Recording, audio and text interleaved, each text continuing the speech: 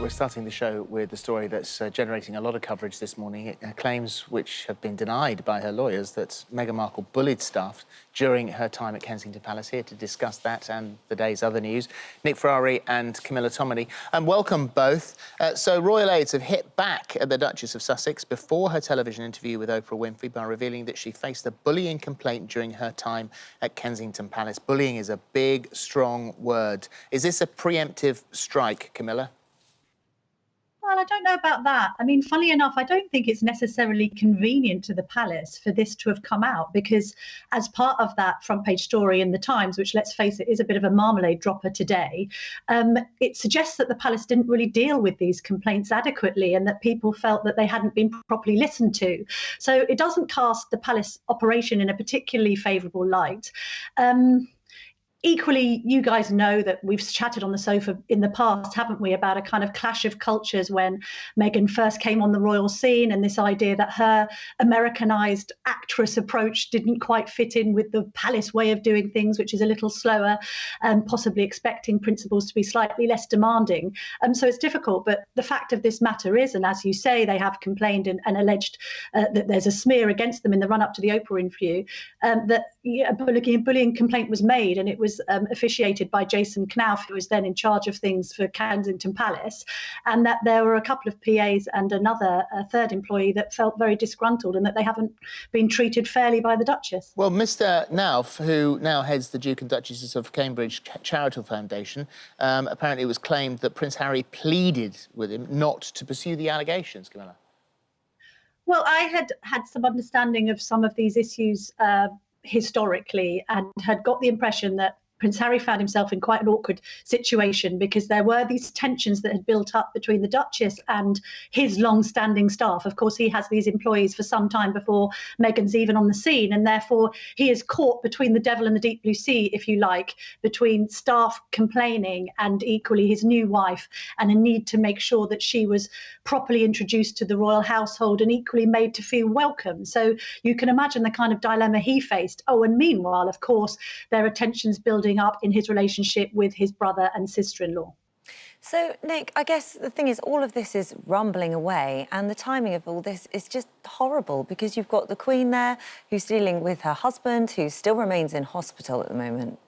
I think that's the absolute pertinent point. And I was just listening to Deirdre earlier. Perhaps we'll hear a call come in from Windsor and from Los Angeles, because goodness knows this poor family can do with all the help it's got. And I do think there was, in fact, I think it was Camilla's piece in the Daily Telegraph yesterday that quoted somebody within the palace saying, we've got bigger things to worry about than this. Now, that was yesterday, and I would argue that probably applies again today. Of course, it's important. The truth is, only the alleged victim and the alleged bully will actually know what allegedly took place.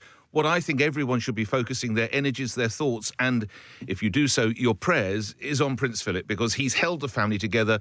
Camilla knows better than I the rock he has been, not just for the Queen, but for the children as well, through some pretty stormy waters, the likes of which the royal family had probably never seen since the crisis in the 30s. That's what we should, I would have thought, all be driving and devoting our energies to.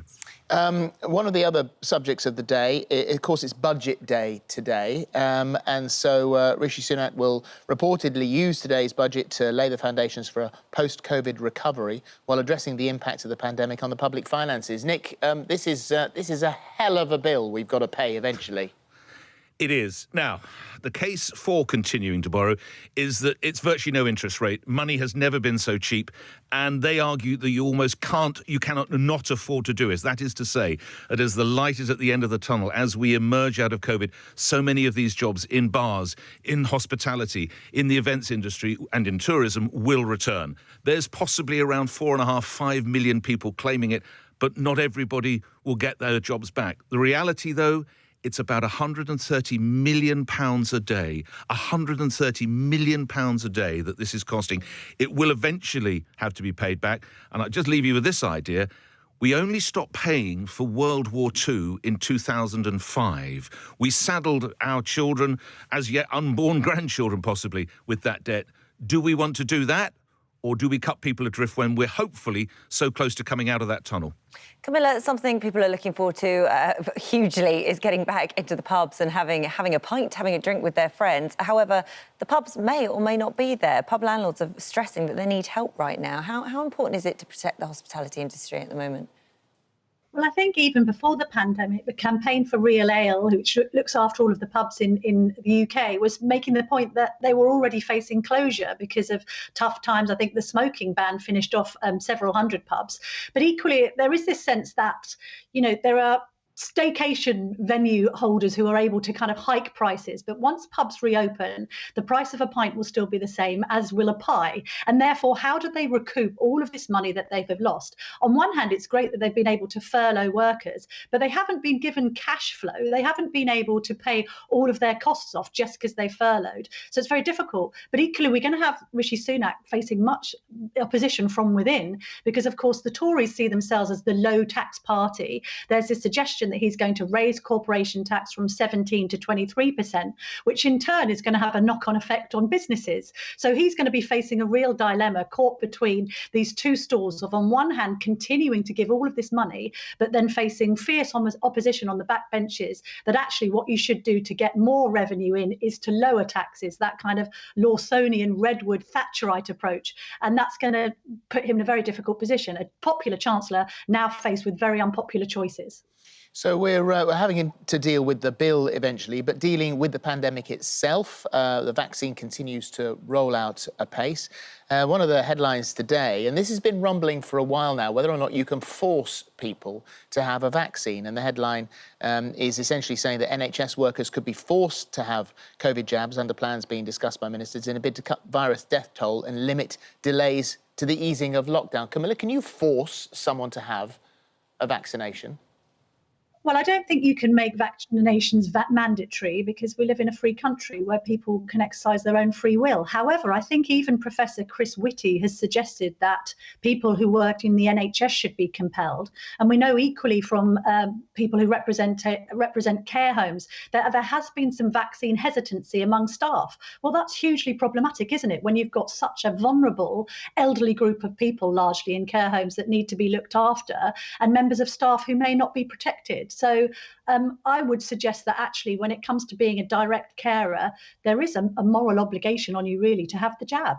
Well, maybe the better thing to do is to encourage people to have a vaccine using the tools that you've got. And Dolly Parton certainly did that. She changed the lyrics of Jolene to vaccine, vaccine, vaccine as she had her jab. Yesterday, I think it was, 75, she got her shot of the Moderna vaccine. She'd also donated £1 million to help fund coronavirus research last year. So she's done remarkable things here. Should we have a listen to Dolly? Why not? Well, hey, it's me. I'm finally going to get my vaccine. I'm so excited. I've been waiting a while. I'm old enough to get it, and I'm smart enough to get it. I even changed one of my songs to fit the occasion. It goes, vaccine, vaccine, vaccine, vaccine. I'm begging of you, please don't hesitate. I even had a little cutout in my shirt. I matched it over here, because I'm sure you can just reach down in there and surely find a muscle somewhere. Think you got it? I got it. Okay. That didn't hurt. There you go.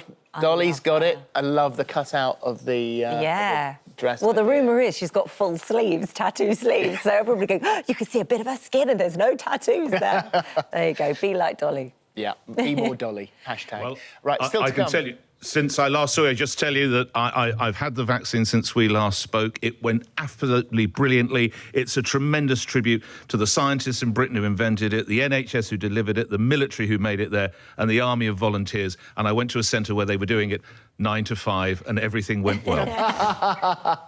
You've got to get that in. Yeah, well done, well done. Thank you both very much indeed. Thanks a lot.